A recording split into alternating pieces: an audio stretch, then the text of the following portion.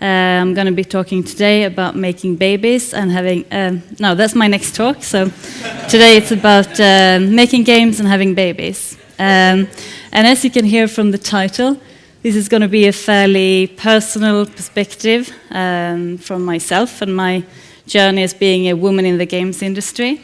Now, in southern Sweden, where I work, only 16% of the employees within the gaming industry are female. These are figures from the latest Game City survey. Also, before coming here today, well, thank you, Casual Connect, for organizing this brilliant conference. But I counted 193 speakers here at Casual Connect, the number of women being 29, so only 15%.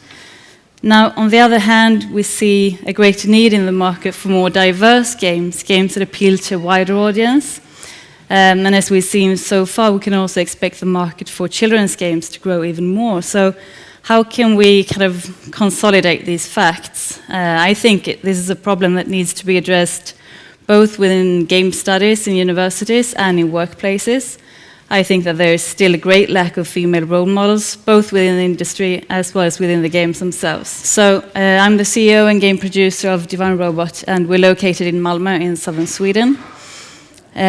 We do things other than games, also contract work for big international clients.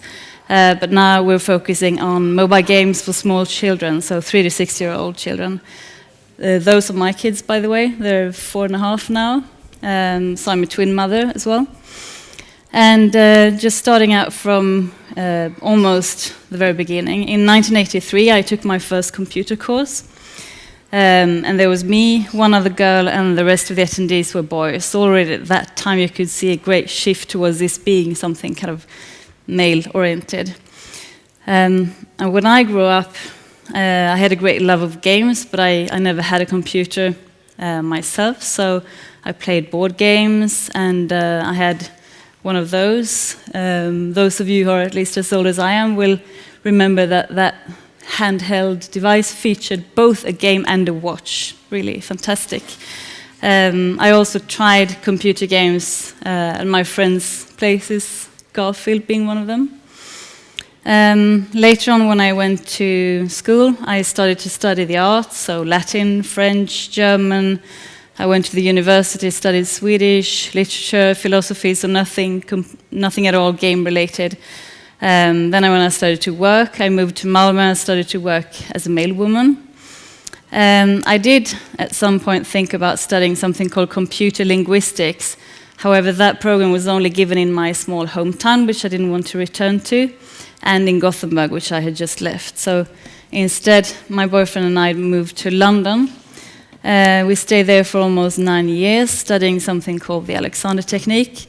And at this time, I started to think a bit more about my career. So wouldn't there be a way of sort of combining my love of languages with my ability to think logically and analytically? Of course, there's something called programming, which I think sums these abilities up. However, as I had only been studying the arts, I had a bit of nerd work to catch up on. Fortunately, I found something called Technical Foundation term, which was offered at the Blekinge Institute of Technology, and this was offered completely online. So I was able to stay in London and do these maths and physics courses to give me the requirements to enroll in a 3-year program called ING Online, which is short for Engineering Online. And this was a collaboration between 7 different campuses and universities in Sweden. And actually, the northernmost university in Sweden, they sent me these kinds of components that I had to put together, build something meaningful out of, and send them back to Luleå in Sweden for examination. So during this time, we're at 2009 now. My husband, who's a graphical designer, he was approached by his former business partner, who is a programmer. And they thought they should start making games for the iPhone. At this time, the App Store had really taken off, and they wanted to try it themselves. So Divine Robot was funded. And the first game, Evening Star, which you can see here, was Fuck Up. Basically, the file size was too large for 3G. We weren't aware of that, so nobody could download it when they were out and about, but they had to wait until they got back home. People were also complaining about these coins in the game. You can see here that there are coins floating around, but you weren't able to purchase anything with them because there was no in-app purchasing system implemented. Now, we hardly knew what IAP was to begin with, but we hadn't done enough research of the market, obviously. And as you can see from, or may be able to see from these figures from App Annie, when the game was first released, it reached place 487 among games in the US App Store and 968 in total apps. It did break into the top 10 of role-playing games. It's shoot 'em up in Israel for one day. So I guess that's something. But that didn't stop us. Instead, we went on to try our hands at making a more casual game instead, which we called Blobster, and that's a retro-style platform game. And after we thought that we were ready with the game, we contacted Chilingo. Fortunately for us, they wanted to make a deal, but turned out we weren't ready with the game, so we had to really polish it and make it into a good product. At this time, I was the one who was mainly designing the levels and drawing them in our living room. I wasn't even employed by the company at the time. I also became pregnant at this time with twins, to my shock and surprise. Halfway through the pregnancy, we went to the Game Developer Conference in San Francisco with Blobster. And in the beginning of the summer of 2011, the babies were born, Ella and Nina.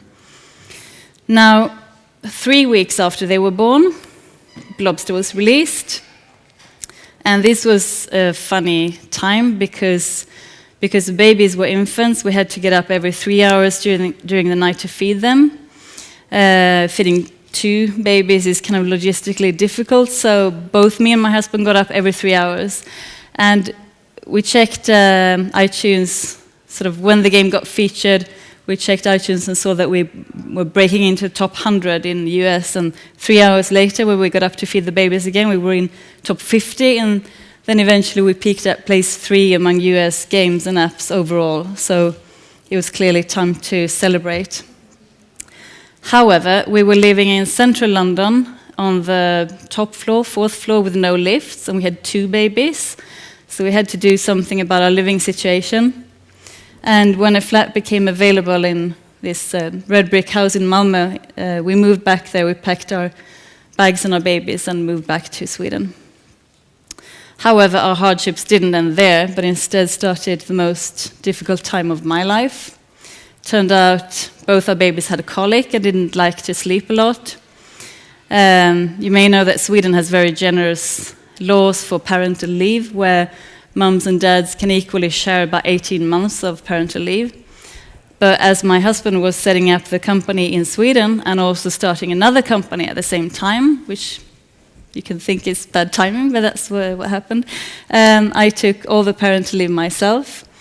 So I didn't really take part in any sort of coming updates of Blobster or Blobster Christmas, which wasn't a success anyway. But fortunately, babies grow older. So when they started to go to daycare, I started to work officially for Divine Robot, 4 hours a day to begin with. And now we all wanted to get back into making games again. But as the freemium market was growing more and more, we thought about kids' games instead. Still, I think it is the case that parents like to pay some amount of money and make sure that their small children have a full game that they can enjoy, at least for children under 5. So our brand CotBot was born. And this game is based on the idea of a car playmat, as you may have played with as a child. However, in the game, you can move the buildings around to create a different city each time, and you can choose between different vehicles and play little mini games along the way. So my kids have tested it throughout the production, as well as kids in their preschool, just to make sure that the interface really works. And my kids actually found a bug in the game. So in this city, when you're driving around, you can't really go outside of the roads. but it's an enclosed city. But one day I found my daughter playing. I think she was driving the garbage truck, and the garbage truck was somewhere out in the middle of the ocean. And you could see a rainbow in the distance, and it looked really beautiful. You turned around, and you saw the city over there in the distance. So naturally, my kids only wanted to find that loophole again, really get out of the city. We even had people writing to our Facebook page saying that, oh, my son finally found the loophole out into the ocean. So that's really a feature rather than a bug. And I think we did well in Sweden, where we got to first place among iPad apps and kids apps. And we got good reviews and press generally, but it's hard to reach out internationally when you don't have a big famous publisher who just released Angry Birds the year before, like Chillingo did. So we still do a lot of work for other clients to fund our business. And as a side note, I do something else, which is in my spare time. It's a podcast run by 4 parents. In Swedish, it's called Mamma Pappa Spel, which means Mommy Daddy Game. And we're parents who have a great interest of games ourselves. We discuss games from a parental perspective. So we invite different types of speakers every 2 weeks, such as games journalists and researchers, teachers who use games in their education and so forth. And we're now being published by IGN Sweden, which is really nice. So before I get to the last few slides where I'm going to summarize this whole thing, I'll just quickly show you an overview of our game and how it works.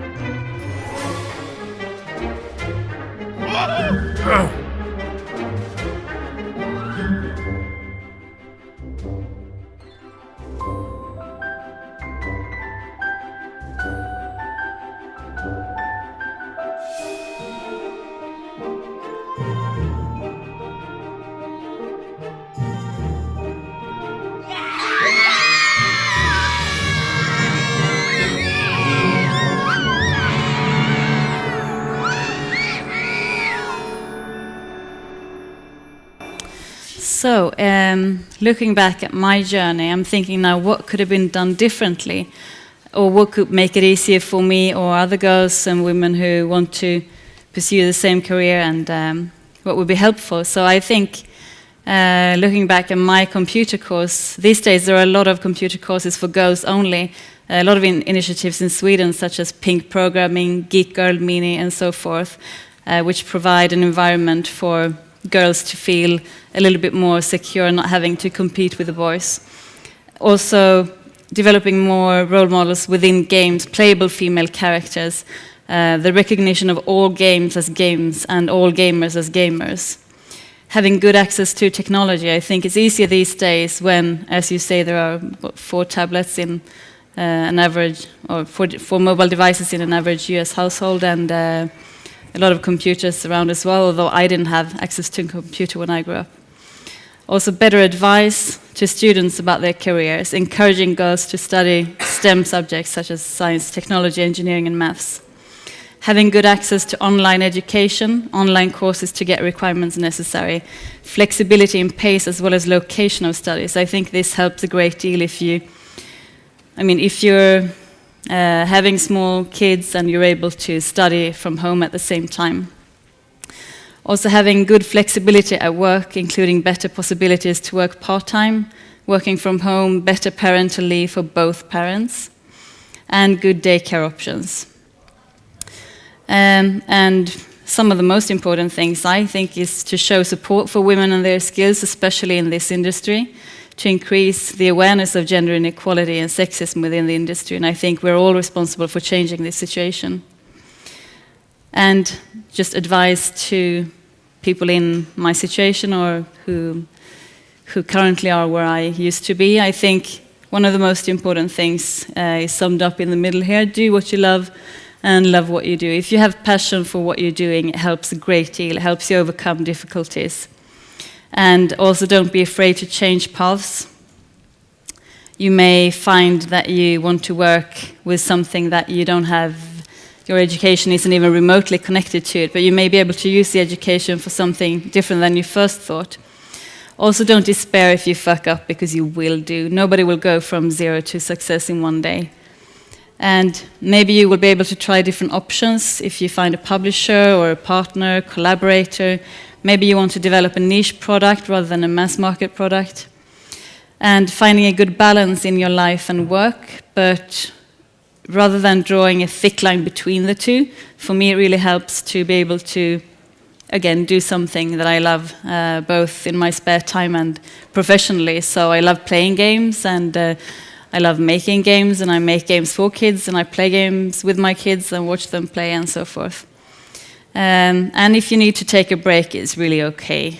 I mean, if you have one baby who just eats and sleeps and is happy in between, then maybe you can carry on doing about the same thing as you did before. But if you have two, it's a different story. And last but not least, don't think that you have to know it all in advance, but just get started anyway. I mean, the guys don't know it all. Sometimes they pretend they do, but it's not true.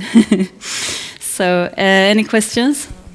Do you think female-only education is actually a good thing? Because in the industry you have to compete with men as well, so... I think it's good to have the option anyway, to have both. And I think that especially with kids, sometimes it can be difficult for girls to sort of take the amount of space as boys sometimes do. So they may be more, not to generalize, but they may be more quiet and more afraid to ask questions. And if at least you're able to choose the different options, then it may be easier for you to express yourself in that environment, I think. Yeah, so maybe a more safe environment to become a bit more confident. I had a question. Okay. As a guy that kind of pretends to know everything. The games, your next game is, are you planning to grow it together with the age of your kids? So the target? Oh yeah, so if we're going to make games for older kids as my kids grow. I don't actually, I've been asked that question before, and it's a good question because they grow up really quickly. I mean, they grow up quicker than you're able to release games, really.